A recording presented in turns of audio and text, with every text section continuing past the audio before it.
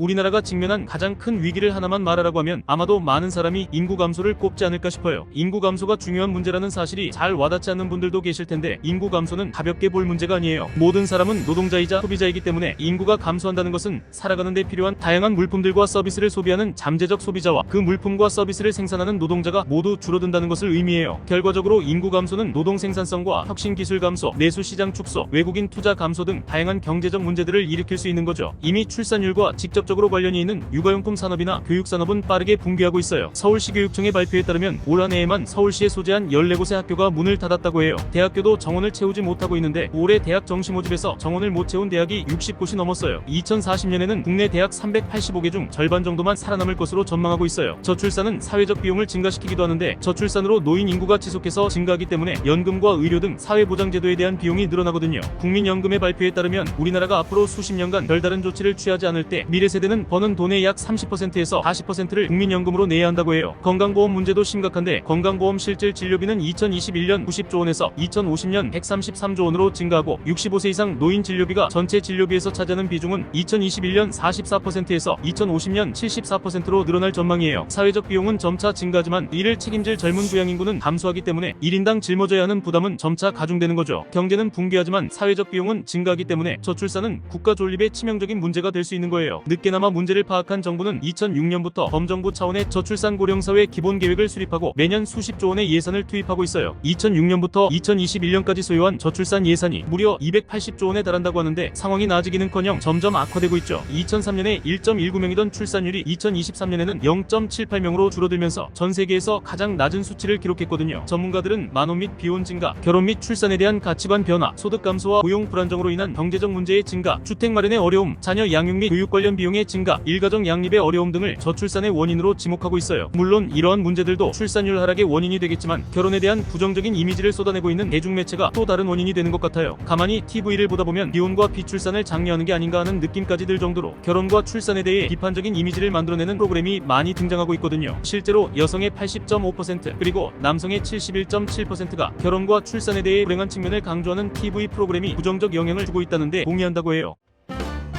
대부분 사람은 어린 시절 학교에 다니고 졸업 후엔 취업하고 마음에 드는 이성을 만나면 결혼하죠. 결혼 이후에는 아이를 낳고 아이가 크면 노후를 즐겨요. 사회학에서는 이러한 과정을 생애주기라고 하는데, 대중매체는 생애주기 전반에 걸쳐서 일어나는 최악의 상황을 보여주면서 결혼에 대한 공포감을 만들어내고 있어요. 생애주기의 시작점인 출산과 육아에 대한 프로그램을 살펴보면 한 가지 특징이 보이는데, 평범한 일상을 보여주기보다는 육아의 양극단을 조명하고 있다는 점이에요. 굉장히 부유한 집에서 행복하게 자라는 아이를 보여주거나 커다란 문제에 직면한 가정의 위기를 보여주는 시기죠. 무려 10년 넘게 방송되고 있는 KBS의 슈퍼맨이 돌아왔다가 부유한 사람들의 육아를 보여주는 예능의 대표격이에요. 출연자 대부분은 50평이 훌쩍 넘어가는 화려한 인테리어의 서울권 아파트에서 거주하고, 아이들은 한결같이 고가의 브랜드 의류를 입고 있어요. 게다가 매주 아빠와 함께 여행하거나 아이가 좋아하는 유명한 연예인이 출연자의 집을 방문해 같이 놀아주기도 하는 등 이벤트가 많아요. 방송은 끊임없이 아이를 키우려면 이 정도는 갖추고 소비해야 한다를 홍보하고, 그 정도를 해주지 못하는 이들은 상대적 박탈감을 느끼거나 아이의 결혼과 출산을 남의 이야기로 넘기고 귀여운 아이들의 짤을 소비하게 돼요. 실제로 시청자 게시판에는 아이가 쓰는 유아용 카시트 어디 건가요? 아이 영어 공부 어디서 시키신 건가요?와 같은 의견과 더불어서, 나는 아이 한 명 키우는데도 정신이 하나도 없는데 아이 두세 명을 키우는 연예인들의 집은 너무 깔끔하다. 가사 도우미의 도움을 받을 텐데 TV에 나오지 않으니 마치 내가 능력이 부족한 것 같다 라고 말하거나, 그들만큼 잘해줄 수 없어서 아이들에게 너무 미안하다라고 말하는 의견이 공존하거든요. 이러한 모습은 심리학적으로 설명 가능한데, 심리학에서는 비교 대상과 격차가 크지 않을 경우에는 상향 비교가 영감을 주는 등의 긍정적인 효과를 줄 수 있지만, 격차가 클 경우에는 처지를 비관하는 부정적 영향을 만들어낸다고 설명하거든요. 문제는 상위 1%에 해당하는 상류층의 삶의 질과 소비 트렌드를 따라갈 수 있는 사람이 거의 없다는 데 있어요. 많은 사람에게 상대적 박탈감을 줄 수 있는 거죠. 게다가 우리나라는 아이들에게 좋은 교육을 시켜줄 수 없는 상황에 대한 우려가 다른 국가들에 비해 높게 나타나고 있어요. 상대적 박탈감과 태어날 아이에 대한 걱정으로 아이에게 좋은 옷, 좋은 음식, 좋은 교육을 제공할 자신이 없는 사람들은 일찌감치 출산과 육아를 포기하는 거죠. 반대로 육아의 어려움을 극단적으로 보여주는 프로그램도 있어요. 채널 A의 금쪽 같은 내 새끼에는 엄마의 얼굴에 손을 휘두르고 머리채를 잡거나 작대기를 구해와서 엄마를 겨냥하는 아이, 등교를 거부하거나 학교 선생님께 욕을 하는 아이, 엄마에게 폭언과 욕설을 하는 아이들을 등장시켜서 육아 공포를 조장해요. 이 프로그램을 본 시청자들은 출산 지향 프로그램이다, 딩크, 비혼이 더욱 확고해진다 등의 후기를 남겼죠. 육아에 대한 걱정은 MBN에서 방송하는 고딩엄빠를 보면 더욱 극대화돼요. 성인과 미성년자의 교제와 임신, 낙태와 출산의 반복, 가출과 비행 등의 사연을 적나라하게 보여주는 프로그램을 보면 자연스럽게 우리 아이가 저러면 어떡하지? 라는 걱정부터 떠올라요. 실제로 MC들이 게스트로 나온 연예인들에게 하는 공식 질문이, 당신의 아이가 고딩엄빠가 된다면 어떻게 하실 건가요? 거든요.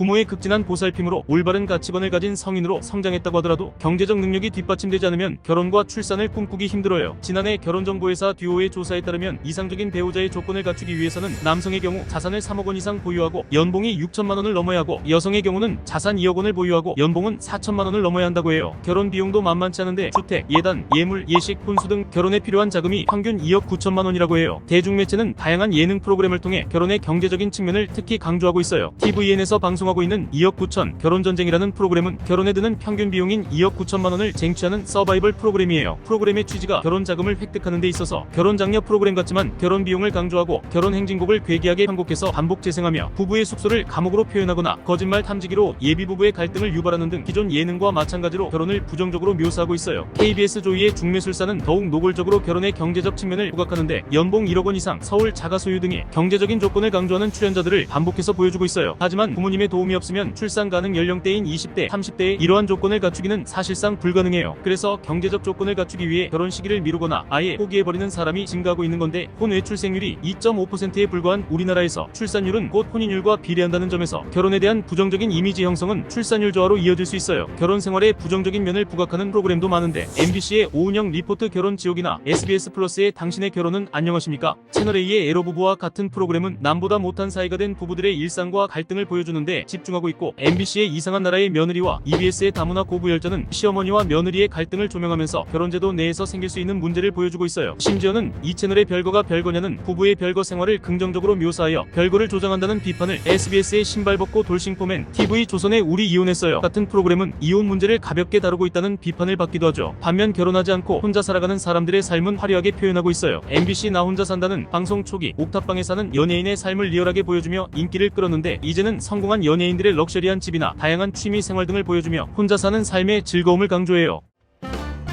결혼과 육아를 주제로 하는 예능을 제작하는 방송사들은 대체로 가족을 위한 솔루션을 제공한다는 공익적 목적을 내세워요. 하지만 부부 갈등, 아동학대, 가정불화 등에 주목하는 편집을 보면 방송이 목적과 다르게 흘러가고 있는 것 같아요. 방송 후에 쏟아지는 기사나 그 기사에 달린 댓글만 보더라도 방송의 목적과 전혀 다른 방향으로 향하고 있다는 사실을 알 수 있어요. 연애는 달콤하지만 결혼과 육아는 위험하다. 결혼하고 아이 낳는 대신 이 영상을 보면서 대리만족해라 라고 말하고 있는 느낌이에요. 공영방송 등 전통 매체에서 공익 목적에 부합하지 않는 영상을 계속해서 제작하는 이유는 간단해요. 시청률 때문이죠. 유튜브 등 플랫폼 동영상의 영향력이 날로 커지면서 방송사의 광고 수익이 점차 감소하고 있는데 이러한 변화는 방송사의 존립을 위태롭게 하고 있거든요. 광고 단가를 조금이라도 높이기 위해 시청자의 이목을 끌 수 있는 자극적이고 선정적인 콘텐츠를 제작하는 거예요. 하지만 공영방송사가 온라인 플랫폼의 개인 제작자들과 경쟁하기 위해 선정적이고 폭력적 장면을 방송한다는 것은 방송의 공적 책임을 저버린 무책임한 행동이에요. 누군가의 남편, 아내, 부모로 살아가는 일이 마냥 행복한 건 아니라는 사실은 모두가 알고 있어요. 그런데도 우리 주변에는 힘들어도 행복하다라고 말하는 부부들도 많이 있어요. 시청자들이 출산, 육아를 막연하게 두려워하지 않도록 돕기 위해서는 부정적인 면을 보여주는 프로그램이 줄어들거나 긍정적 부분을 다루는 프로그램이 더 많아져야 한다고 생각해요. 물론 결혼과 육아는 신중하게 결정해야 하지만 공영방송이 나서서 불안감을 조성할 필요는 없잖아요. 다행히도 연애와 결혼에 대한 청년층의 관심은 줄어들지 않았다고 해요. 우리나라의 출산율이 세계 최저인 점을 고려하면 자연스럽게 출산의 전제 조건인 결혼과 연애에 대한 의지도 전 세계 최저 수준일 것으로 예상할 수 있는데 전혀 사실과 달라요. 오히려 연애와 결혼에 관한 관심은 증가하고 있죠. 결혼정보회사와 데이팅 어플의 매출은 크게 늘었고 1년에 제작되는 연예 프로그램은 20여 개가 넘는다고 해요. 이런 관심마저 식어버리기 전에 결혼과 출산에 대한 이미지 개선 작업을 시작하면 좋을 것 같아요. 물론 공영방송이 앞장서야죠. 오늘 이야기는 여기서 마무리할게요. 다음에는 더욱 흥미진진한 이야기를 가지고 찾아올게요. 오늘 이야기가 재밌으셨다면 구독과 좋아요, 알림 설정까지 부탁드려요. 지금까지 두뇌질주의 지우였습니다.